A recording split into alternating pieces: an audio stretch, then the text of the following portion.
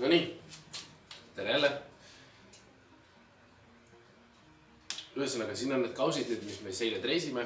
Need on nüüd seisnud siin 24 tundi põhimõtteliselt ja treisin neile 10 kaussi. Nüüd on aeg puhastada. Ehk siis kauss läheb, teeme ääre märjaks. Ta ei pea olema nagu täiesti vettimär, nagu lihtsalt niiske. Nii, reiratas on ka natuke niiske. Et see kinni jääb. Ta võiks isegi olla natuke kõvem see savi, aga praegu on nii nagu on. Ega me ju täpselt seda aega valida nii ei saa.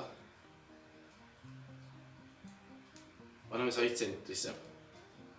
Ja me ei, kuna selle lõikamisega savi on hästi pehme, alguses kui me tõstame, nagu eelmise videos näite, selle lõikamisega ta ikkagi nihkub nii palju, et läheb natuke nagu tsentrist ära, nii et me ei pane savi järgi selle tsentrisse siit, ega ka mitte päris ülemise järgi, vaid umbes selle kohagi, mis siin on, et oleks nagu enam-vähem tsentris, et ei hakka taga ajama ühest seda äärt või seda äärt, et umbes see koht, mis siin on, et selle järgi umbes tsentrisse.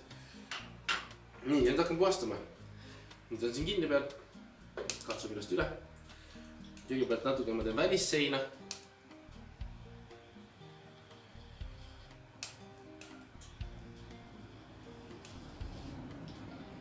Hästi palju ma kasutan savi puhastamise jaoks enda tehtud selliseid lõike nuge.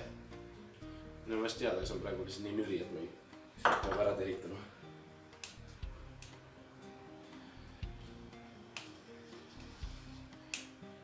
Savi puhastamise või kausi puhastamise eesmärk on see, et teeme nüüd selle vormi tervikuks siis põhimõtteliselt. Et see sama lõikeäär, mis on kausi siin näha, see lõikeäär, et sellest nagu lahti saada ja et ta näeks välja nagu selline. Et siis on töö lõpuni viimistletud ilusti.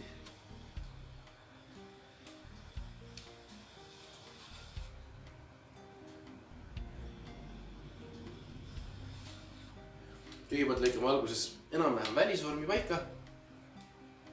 Välisvormi paika põhja ka tasaseks.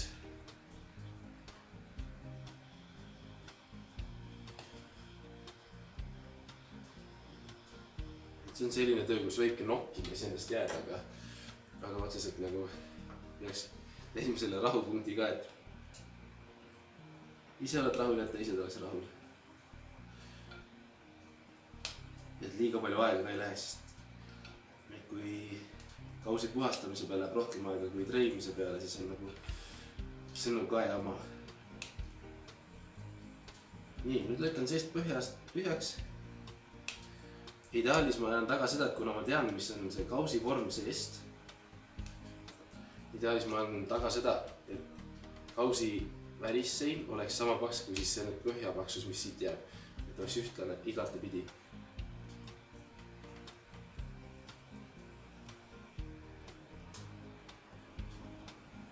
Kui kauss on ühtlane, siis ta saab ühtlasemalt ta kuivab, seda lihtsamalt ta põletab, seda vähem on tõenäoliselt tekivad mörad muud asjad.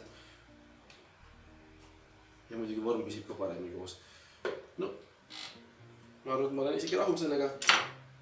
Ei maksa üle töötada ka. Nüüd, et ei tekiks neid teravad servi. Ma sõrmega lihtsalt surun selle siit niimoodi kumeraks ja kohe on näha ka, et ta läheb siledamaks.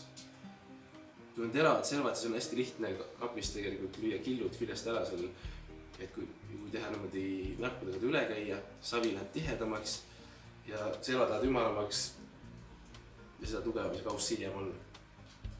Nii, tõmbame siit pealt lahti lihtsalt, tõstame ära.